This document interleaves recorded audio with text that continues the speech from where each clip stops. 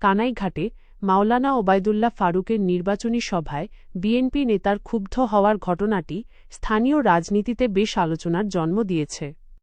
সাধারণত এ ধরনের নির্বাচনী কর্মী সভায় জোটবদ্ধ রাজনীতির সমীকরণ বা স্থানীয় কোন্দল থেকে এমন পরিস্থিতির সৃষ্টি হয়।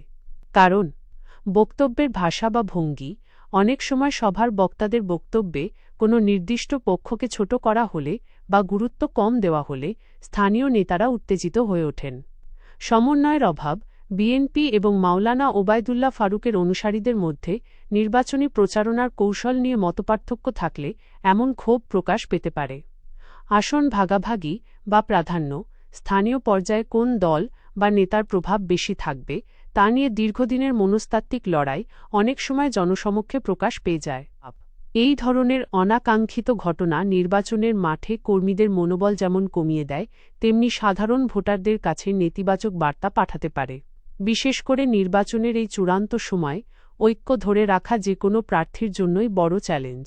বর্তমান রাজনৈতিক উত্তাপের মধ্যে এমন ঘটনাগুলো সামাজিক যোগাযোগ মাধ্যমে দ্রুত ছড়িয়ে পড়ে, তাই সঠিক তথ্য যাচাই করে নেওয়া জরুরি।